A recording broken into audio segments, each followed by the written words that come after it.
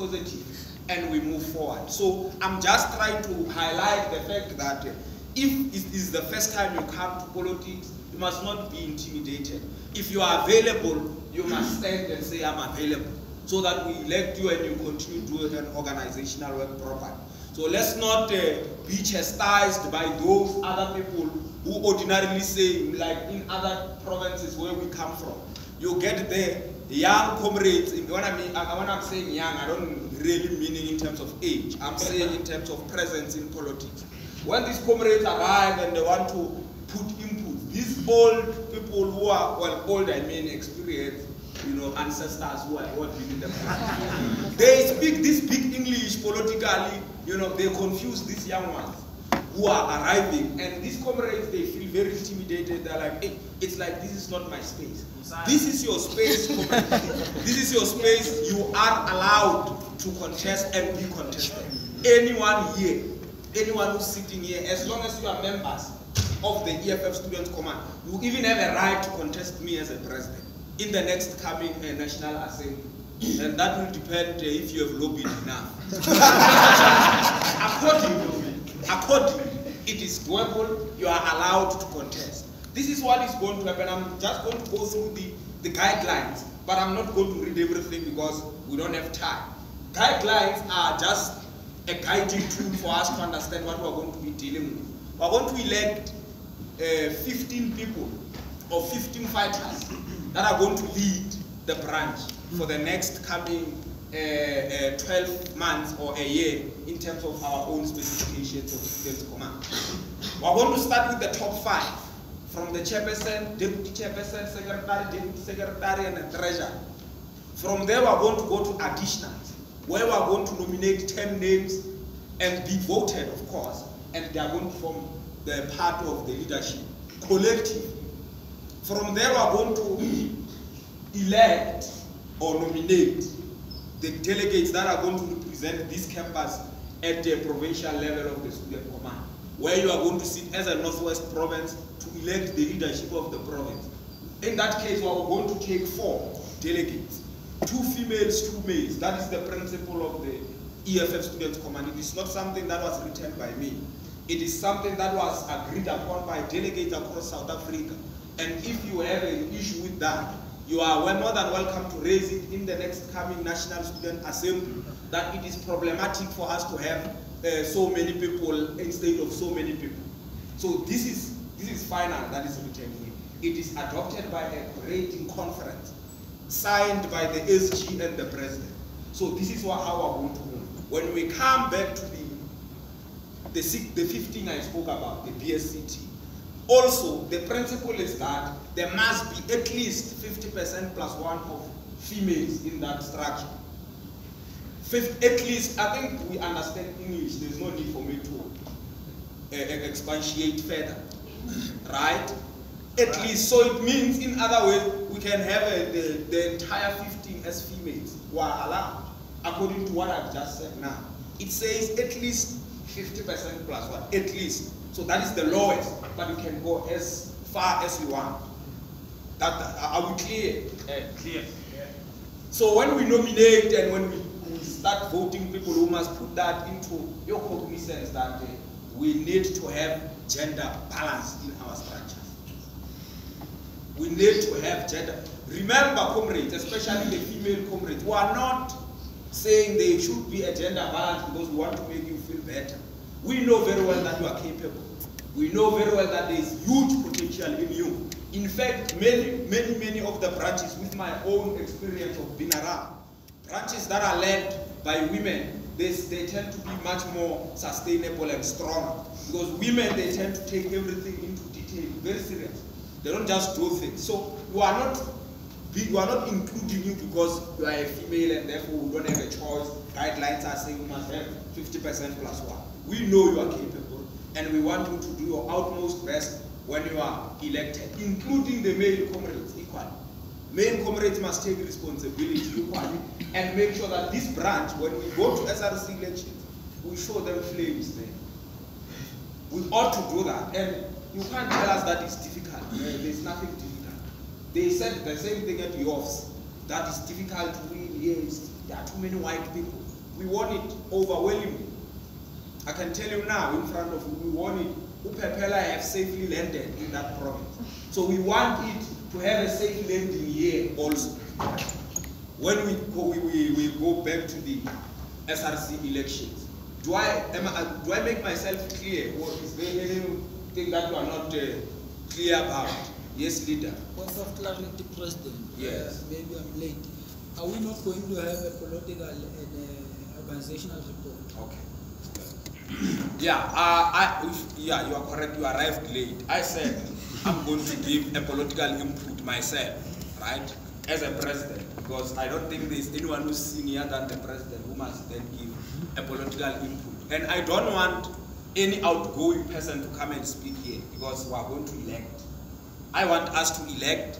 No one must come and shine in front of people here and want to sound smart and nicely so that we vote for them. No, I'm going to be the one who speaks only. And then I will just manage the process of voting. I don't think it's a big issue, this thing. It's as basic as A, B, C, right? All we want out of you, it's a solid structure, a functioning structure, a structure that can do programs. I don't care who leads, who does what. In fact, we don't have to lead all of us. It's not possible. But there are so many people who make meaningful contribution outside the structure.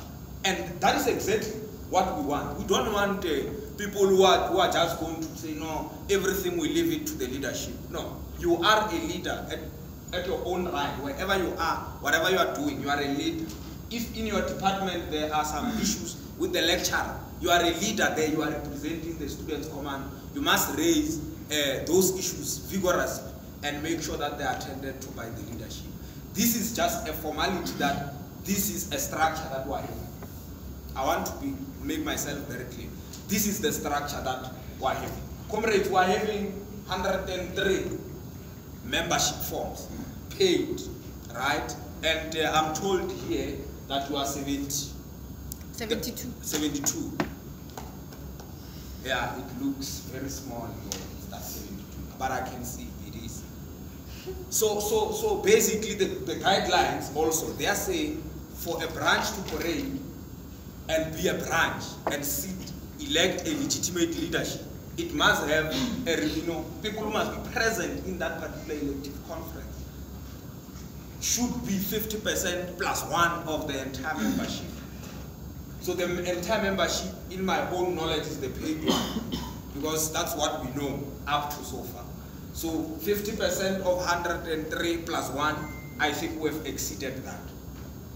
We are correcting and we are going to move in that fashion. I don't know. I know it's not advisable to say this, but I don't like unnecessary contestations. I don't like them. And unnecessary, what is an unnecessary? We are not saying people must not contest. Never get me wrong. But there's some of the things that are just unnecessary. For instance, while we are nominating people, we end up exceeding the number, but we are continuing to nominate while we already have people who are there. Right? Someone gets nominated, he avails or she avails themselves from chairperson until the last petitioner. So let's be at some point clear of what we are dealing with, so that I think you are raising your hand. I will give you a chance. Speak.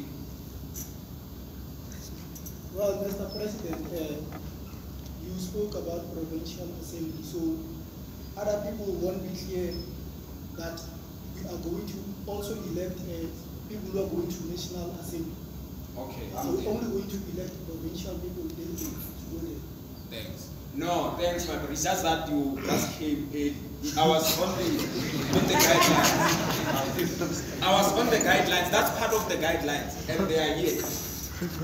It's part of the ordinarily the June was our June to go to the National Assembly. We must elect the people who are going to carry the mandate of this branch, not individual mandate. The mandate. So this sitting will give mandate to the provincial delegates and the national delegates. But the guidelines stipulate that we are no longer having 4 delegates in national. We are having 2.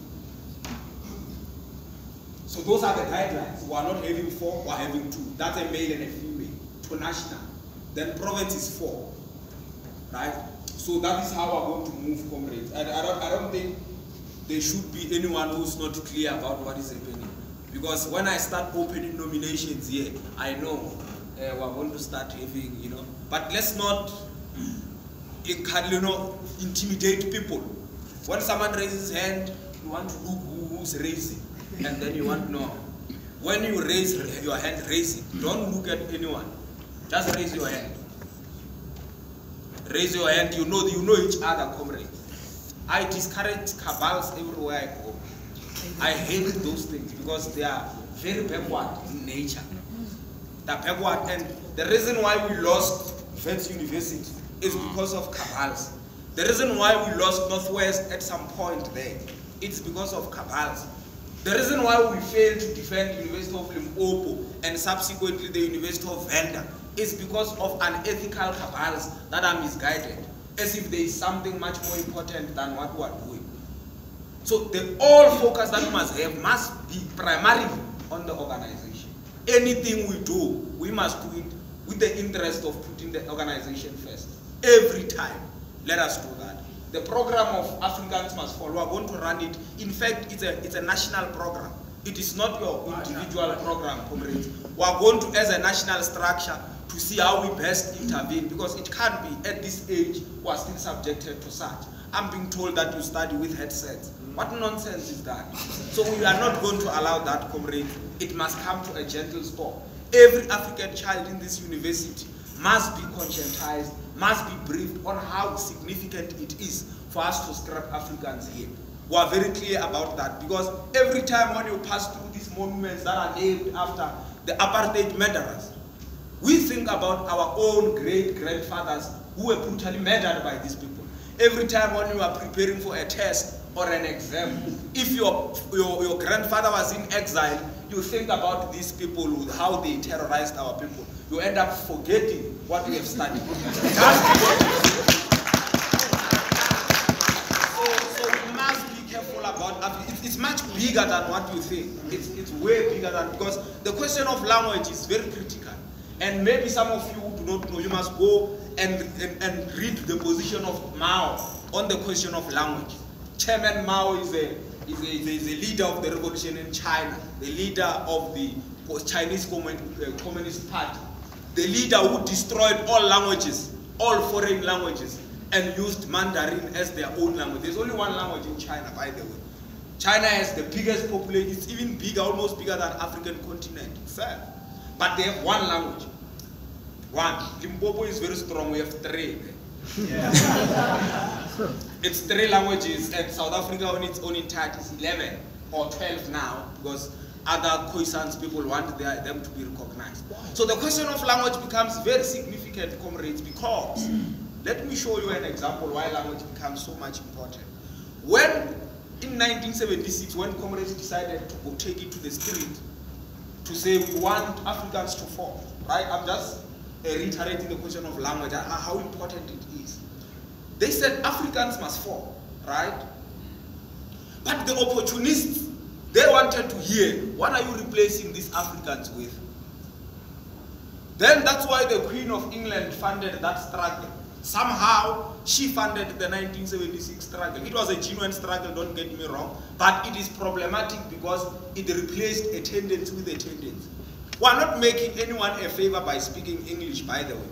We're not at all. And which is why when you look at the manifesto of the EFF, the current manifesto, it speaks about having a uniform language that will unify African people. Now, if anyone comes in South Africa, that person, if you speak English, then automatically they are your competitors wherever you will have to work. You can't just go and work in China. You don't even know Mandarin. You don't even know what to say. I'm asking for employment in Chinese. But anyone across the world can come to South Africa and speak English and they get employment. So that's how important language becomes, and it must at all costs be guided and be protected. We must have a language of our own. It's not easy, because when you look at Germany, for instance, they speak Dutch, much more like Africans. but much more, it's not Afrikaans, because Afrikaans is just derived from the Dutch. It's a vernac. The Afrikaans that you see here, it's a vernac of the Dutch and the Netherlands, the Netherlands language, right?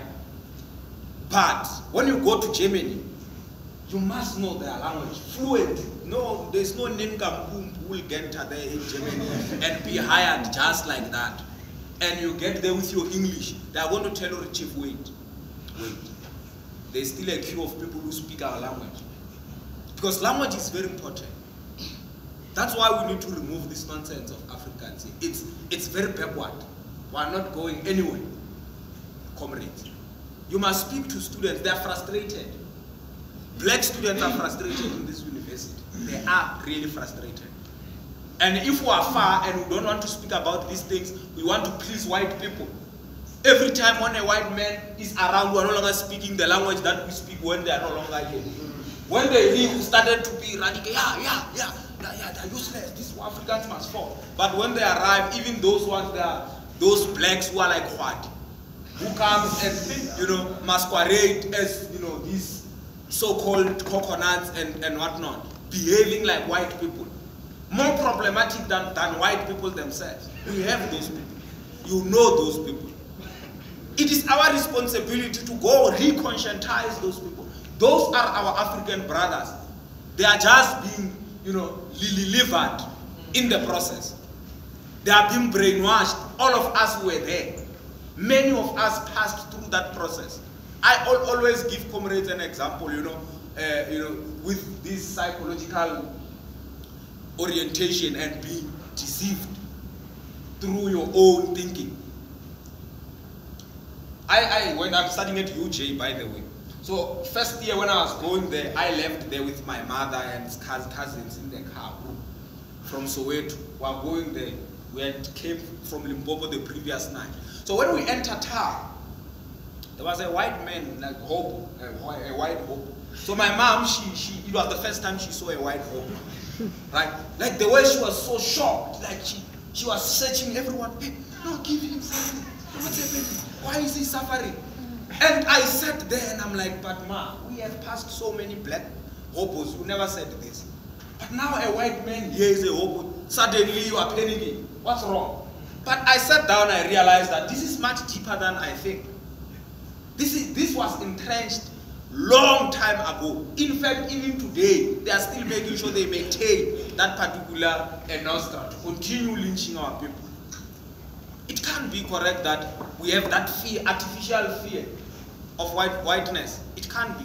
A white man, there's a recent video of a white man speaking fluent Venda on social media.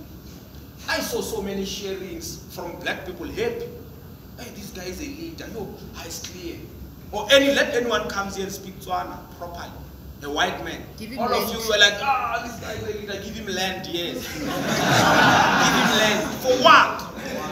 For what? I mean, for heaven's sake, who are speaking their own language now, there is no white man. But I'm forced to speak their own language. No one is saying, let's give this man Ikono. Let's cut something for him. It's clear. No one is saying that. But we must be told on how we must praise whiteness when they speak our African language. In fact, they must learn it and they must not get credit.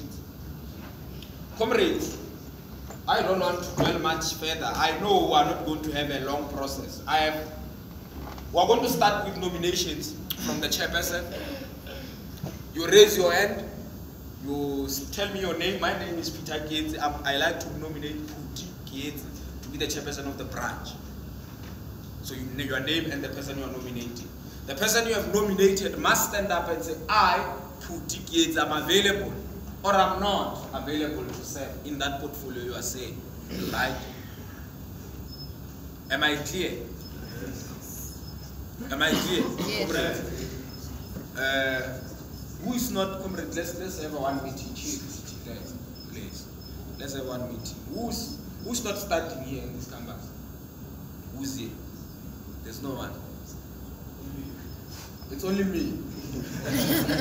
So I'd suggest that we all occupy this role, all of us, so that we know what we are dealing with. Yes, leader? One nominates themselves. Well, you are a member, you can nominate yourself. Peter, I nominate me. and then we'll see how many people are backing you.